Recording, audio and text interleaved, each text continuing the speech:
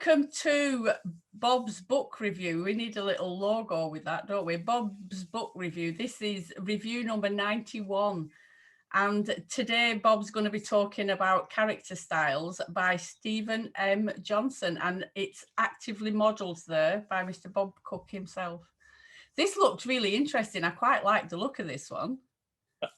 I'm smiling because when I go like that, it's like the two figures, aren't they, there?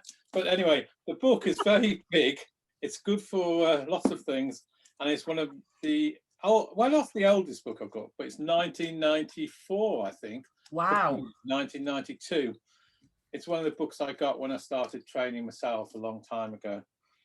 It's called Character Styles, Stephen M. Johnson, and it's a very good book for understanding disorders, psychological disorders, that is. Yeah. I mean, it does talk about a continuum from the worried well to disorders. So you've got worried well is when you can have a robust adult, if you like, being in the here and now. And then there's a continuum right up to psychosis when you're out of touch with reality. And then a lot of stages in the middle. Yeah. So this book is aimed for students and psychotherapists who want to have some information about how to work with the more challenging, disturbed people, as well as looking at traits, some of these traits within the worried well population. Okay. So is this do they have names, these personality traits? Are they labels, names? Well, this book talks about character styles. So the answer is yes to what you just said. There are names like,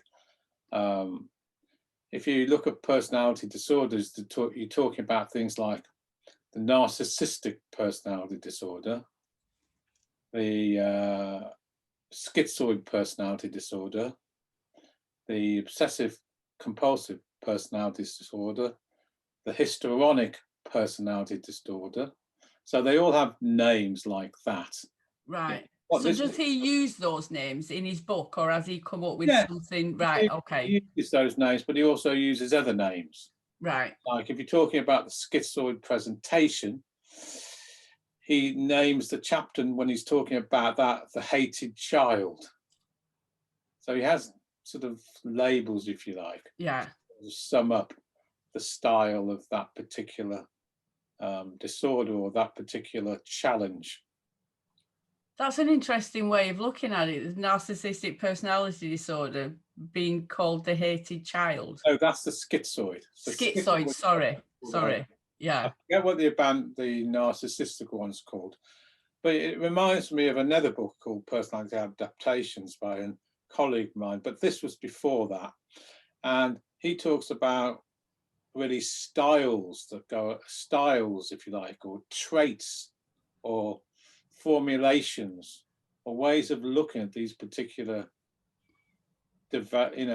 disorders from a developmental point of view, and how we adapt these styles to survive. Yeah. So, for example, the hated child or the schizoid child, I mean, it goes together because the schizoid means split. It's the Greek word for split. So we fragment or we divide. So we split to protect ourselves. So in other words, there's a hostile environment or there's a situation which is traumatic. So we split internally to protect ourselves. So he's linking this with hated environments, or an environment where the caretakers of the parents are invasive or abusive or show us, a sense of hate to the child. So the child, how can I explain this? The person protects their inner self by splitting and withdrawing psychologically. But to the outside world, usually looks, quite energetic, or there's what I would call a social self, but internally they're protecting inner child, if you want to put it that way. Yeah.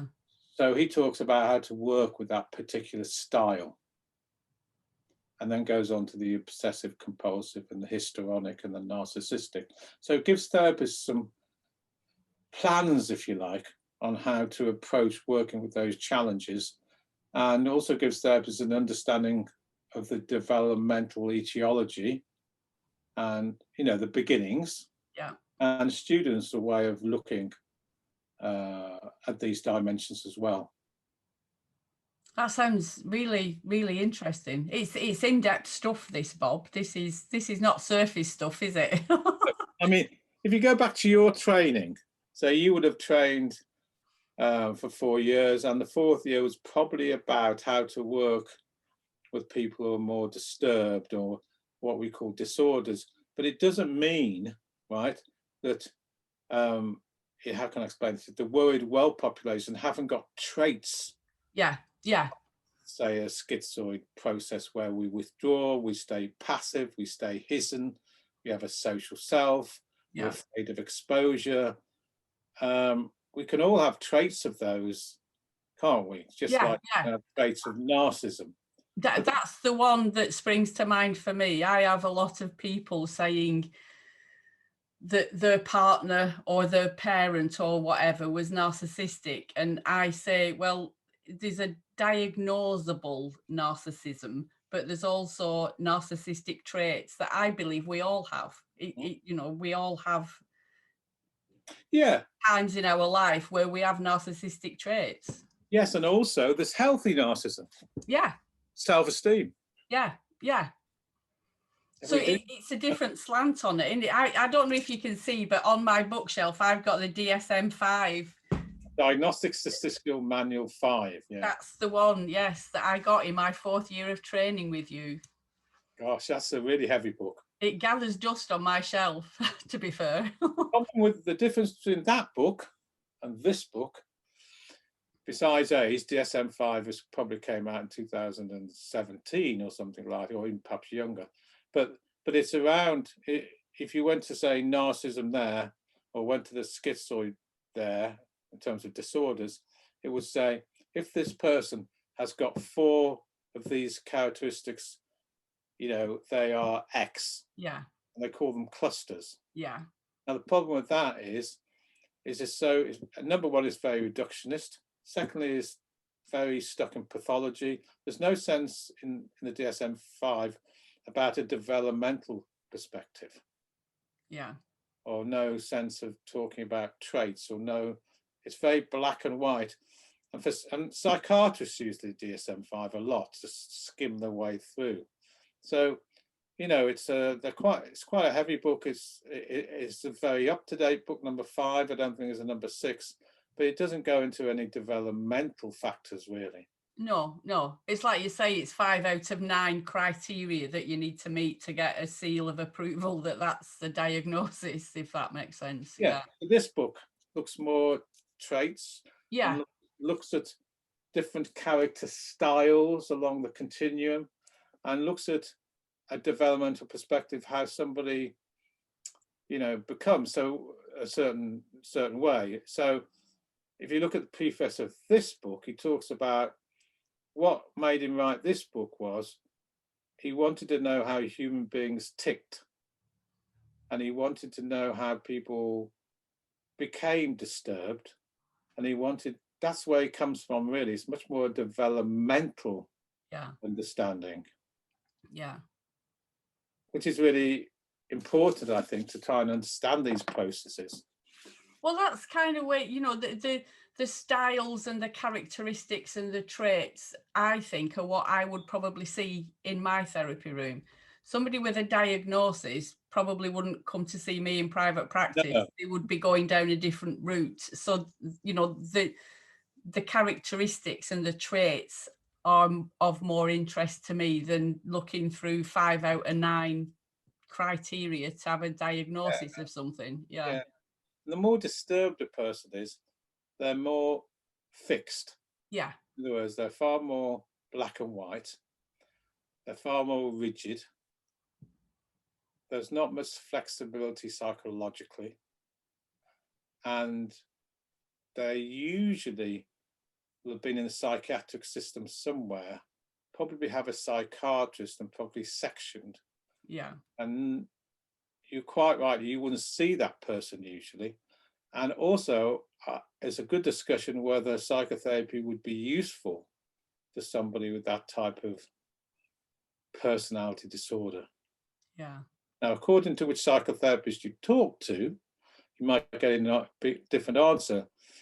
In terms of a TA therapist, which is me, I would certainly say the problem with thinking about taking anybody who had a personality disorder on, that means they have very little adult to work with in the first place, is if you're going to think about working any developmental way with these types of characters, the big fear, of course, is that you might invite them back into their fragmented past, which they may then not have enough adult to get back to. Yeah.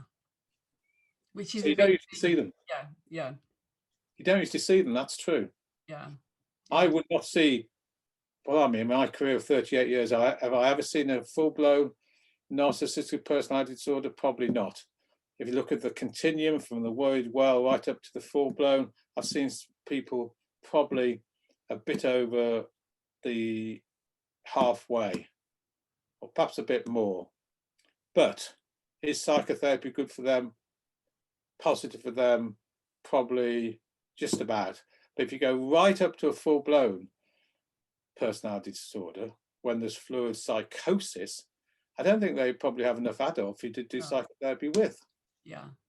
Which is a really valid point, you know, when you're looking at what clients you take on is, you know, the skills that you've got to work with that person, and having enough adult capacity is one of the big things, really. Yeah.